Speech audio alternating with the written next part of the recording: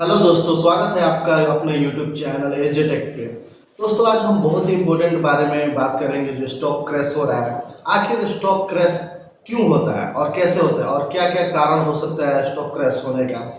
और हम ये भी बताएंगे बाद में आपको कि आखिर में जब क्रैश होता है स्टॉक या शेयर मार्केट तो आपको अपॉर्चुनिटी क्या क्या मिल सकती है। तो दोस्तों, आज हम इसी के बारे में विस्तार से बात करेंगे, तो वीडियो लास्ट तक बने रहें।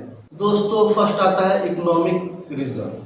किसी भी देश का अगर इकोनॉमिक फटाफट फटाफट गिरने लगे या विश्व में कोई भी देश का इकोनॉमिक या वो टाइम में मंदी आया हो, वो टाइम में स्टॉक बहुत भारी मात्रा में गिरते हैं और स्टॉक का प्राइस गिरने से वहाँ पे क्या होता है कि जो इन्वेस्टर हैं वो डरे हुए होते हैं और वो टाइम में इन्वेस्टर डर कर अपने स्टॉक बेचते हैं। इसके लिए आपका शेयर मार्केट क्रैश होता है। ये तो फर्स्ट कारण ये हो गया।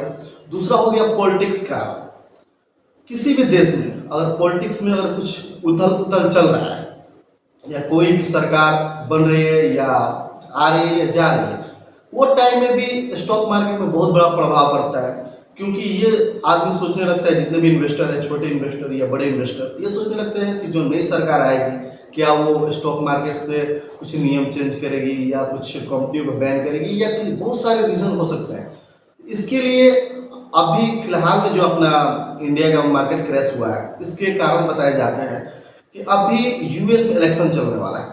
तो दोस्तों, यूएस में इलेक्शन जब चलता है तो आपको मालूम है कि यूएस एक ऐसा देश है जहां से और कोई भी खबर आती है तो उसके शेयर मार्केट पे बहुत गहरा प्रभाव पड़ता है। तो दूसरा रीजन आपको ये हो सकता है। और 3 नंबर पर बात कर लेते हैं हाई रिटर्न्स। हाई रिटर्न्स और इंटरेस्टेड रेट जब भी बढ़ जाता है और हाई रिटर्न के मामले में जब भी बात आता है तो टाइम में क्या होता है कि जितने भी कंपनियां जो बोरोइंग करती है उनको कर बोरोइंग नहीं मिल पाता है या मिलता भी है तो बहुत बोरोइंग का मतलब ये होता है कि वो उधार लेना या कर्ज लेना। तो ये ऐसे टाइमों में बहुत सारी कंपनियों को ज़्यादा कर्ज ना मिलता है या मिलता है तो बहुत ज़्यादा रिटर्न भी मिलता है। तो वो टाइम में अगर जो पैसा ना मिले उसको इजीली तरीके से या कम इंटरेस्ट में, तो वो कंपनी अपने कारोबार में पैसा नहीं लगा पाएगी और ना ही वो अपने कारोबार को आगे कंपनी को बढ़ा पाएगी। तो वो टाइम में भी एक रीज़न हो सकता है कि वो टाइम में भी शेयर का मार्केट क्रैश कर सकता है। अब चौथा बात कर लें तो आता है ओवर वैल्यू मार्केट। कुछ सालों में जब शेयर का प्राइस बहुत ज़्यादा बढ़ने लगता है वो टाइम में लोग अपने शेयर को और भी खरीदते हैं और भी खरीदते हैं। डिमांड कम और सप्लाई ज़्यादा आ जाता है। वो टाइम में शेयर का जब ज़्यादा अपने ओवर वैल्यू पे आ जाता है तो वो टाइम में अब बबल फटने वाला होता है। ऐसे सोच लो कि कोई भी चीज़ एक फुलौना है, अब उसमें ज़्यादा हवा भरा जाए हवा भरा जाए हवा भरा जाए, जब ज़्यादा हवा हो जाएगा उसके अंदर तो क्या करेगा, बाद में फटेगा। तो फटने से क्या होता है कि शेयर मार्केट में बहुत तेज़ी से शेयर गिरते हैं। तो एक ये रीज़न हो सकता है मार्केट क्रैश होने का। अब बात कर ले चौथा, ग्लोबल इकोनॉमी।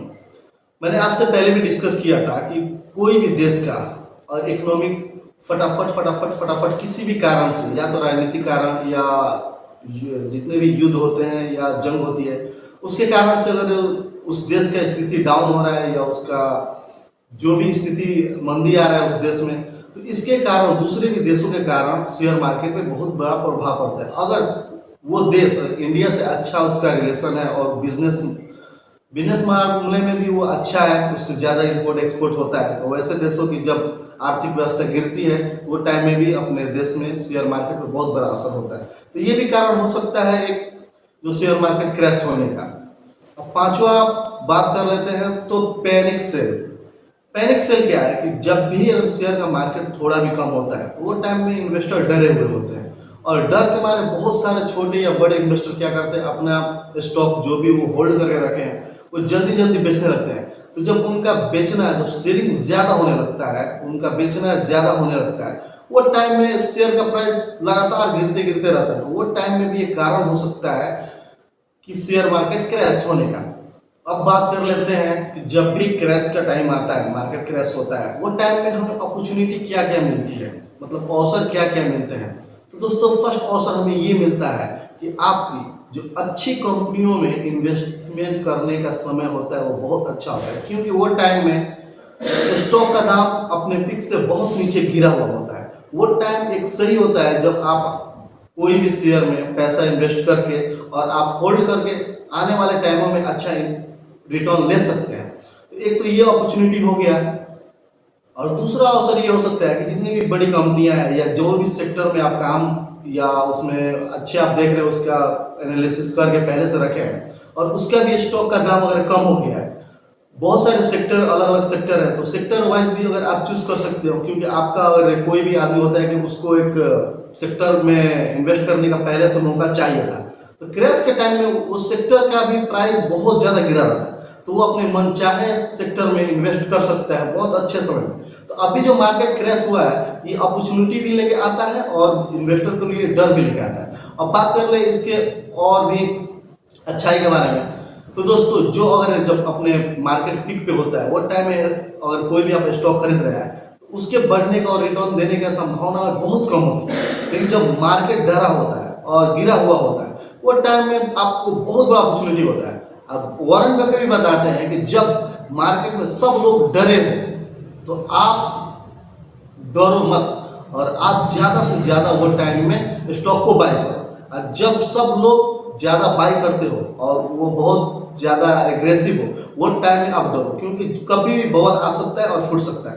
तो दोस्तों ये वॉरेन बफेट का भी कहना है और हमें भी ये चीज़ें अपने जीवन में अपनाना चाहिए, क्योंकि जितने भी बड़े इन्वेस्टर हैं उनका कहना यही है कि जब भी मार्केट में सब लोग डरे हो वो टाइम में आप उत्साहित हो और जब सब लोग उत्साहित हो वो टाइम में आप डरे हो।